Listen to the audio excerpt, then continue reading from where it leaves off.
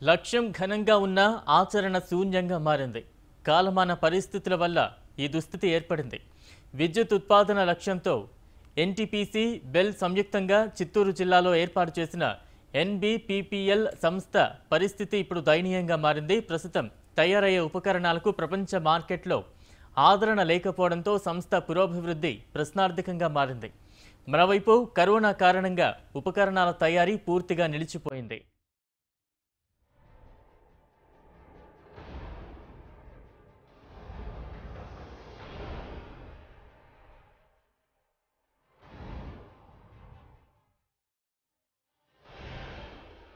విద్యుత్ ఉత్పాదన లక్ష్యంతో ఎన్టీపీసీ, బెల్ సంయుక్తంగా శ్రీకాళహస్తి మండలం మన్నవరం వద్ద ఎన్బీపీపీఎల్ సంస్థను ఏర్పాటు చేశాయి.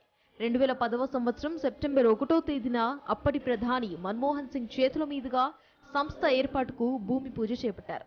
నాటి యూపీఏ చైర్పర్సన్ సోనియా గాంధీ సైతం ఈ కార్యక్రమానికి హాజరయ్యారు. ఎన్బీపీపీఎల్ ద్వారా 3 దఫాలు మాత్రం విద్యుత్ ఉపకరణాలు విక్రయించారు. మన్నవరం గ్రామం వద్ద 850 ఎకరాల్లో ఈ సంస్థను ఏర్పాటు చేశారు. విద్యుత్ ఉత్పాదనకు అవసరమైన బొగ్గు ద్వారా వచ్చే బూడిద ద్వారా విద్యుత్ ఉత్పత్తికి అవసరమైన బాయిలర్లు, కెపాసిటర్లు, టర్బైన్స్ ను ఇక్కడ తయారు చేయాలని సంకల్పించారు. 6,000 కోట్ల అంచనా వ్యయంతో పరిశ్రమను అభివృద్ధి చేయడం, ప్రత్యక్షంగా 6,000 మందికి, పరోక్షంగా 25,000 మందికి ఉపాధి అవకాశాలు కల్పించాలన్నది లక్ష్యం.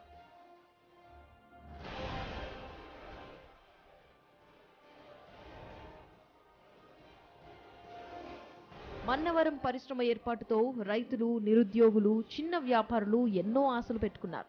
అయితే మారుతున్న కాలానుగుణంగా పెరుగుతున్న కాలుష్యంతో ప్రపంచవ్యాప్తంగా పర్యావరణ పరిరక్షణకు ప్రాధాన్యం పెరిగింది. ఈ క్రమంలో బొగ్గు ఆధారితంగా విద్యుత్ ఉత్పాదనకు ఆదరణ తగ్గిపోయింది. ప్రధానంగా పవన, సౌర, జల విద్యుత్ ఉత్పాదన వైపు ప్రపంచ మార్కెట్ నడుస్తున్న నేపథ్యంలో ఇక్కడి ఉత్పత్తులకు డిమాండ్ లేకుండా పోయింది.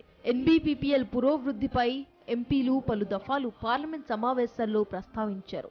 సంస్థ ప్రతినిధులు మాత్రం ఎన్బీపీపీఎల్ కు వైభవం తీసుకువచ్చేలా సమావేశాలు జరుగుతున్నాయని, ఈ విషయంలో ఆశాజనకమైన నిర్ణయం తీసుకునే అవకాశం ఉందని భావిస్తున్నారు.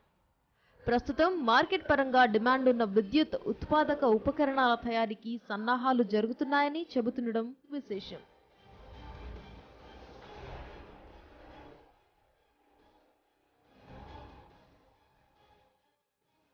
2010 సెప్టెంబర్లో ప్రారంభమైన ఎన్బీపీపీఎల్ అంచనా వ్యయం 6,000 కోట్ల రూపాయలు కాగా, ప్రభుత్వం దీనికోసం కేటాయించిన స్థలం 850 ఎకరాలు. ఇప్పటివరకు ఈ సంస్థ కోసం 150 కోట్ల రూపాయలు వెచ్చించారు.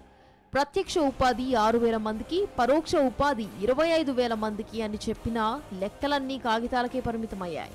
దివంగత సీఎం వైఎస్ రాజశేఖర రెడ్డి హయాంలో అట్టహాసంగా ప్రారంభమైన ఈ ప్రాజెక్ట్ ఆయన తనయుడు సీఎం జగన్మోహన్ రెడ్డితో పూర్తవుతుందన్న ఆశాభావాన్ని సిపిఐ శ్రీకాళహస్తి కార్యదర్శి జనామాల గురువయ్య వ్యక్తం చేశారు. తండ్రి ఆశయాలకు అనుగుణంగా శ్రీకాళహస్తి నియోజకవర్గంలో ఏర్పాటు చేసిన పరిశ్రమలు సీఎం జగన్ పూర్తి చేయాలని కోరారు.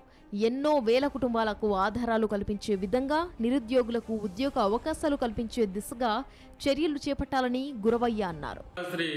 నియోజకవర్గంలో మన్నవరం భారీ ప్రాజెక్టు ఇప్పటికీ వచ్చి 10 సంవత్సరాలు పూర్తవుతోంది.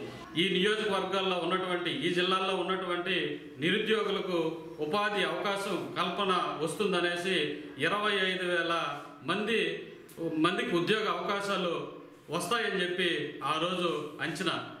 అధికారంలో లేనటువంటి వైసీపీ నాయకులు ఇప్పుడు అధికారంలో ఉన్నటువంటి ప్రస్తుత శాసనసభ్యులు ఆ రోజు మాటిచ్చారు, ఈ నియోజకవర్గంలో ఉన్నటువంటి ఈ భారీ పరిశ్రమని మేము ఎక్కడికి తరలించాం అనేసి ఆ రోజు నిరుద్యోగులకు, అదేవిధంగా యువతకి ఆ రోజు మాట ఇచ్చారు. ఈ భారీ పరిశ్రమ ఈ నియోజకవర్గంలో ఉండే విధంగా, అదేవిధంగా మీరు ఏదైతే గతంలో మాట ఇచ్చారో ఆ మాట ప్రకారం ఈ నిరుద్యోగులకు ఉద్యోగ అవకాశాలు కల్పన దిశగా మీరు అసెంబ్లీలో మాట్లాడాలనేసి, లేని పక్షంలో సిపిఐ పార్టీ అదేవిధంగా వామపక్షాల పార్టీల ఆధ్వర్యంలో అనేక కార్యక్రమాలు చేపట్టుతామని హెచ్చరిస్తా ఉన్నాం. గత ఎన్నికల్లో ఇప్పటి శ్రీకాళహస్తి నియోజకవర్గ ఎమ్మెల్యే బియ్యపు మధుసూదన్ రెడ్డి ఇచ్చిన హామీలు నిలబెట్టుకుని నియోజకవర్గంలో పారిశ్రామీకరణకు పెద్దపీట వేయాలని స్థానికులు కోరుతున్నారు.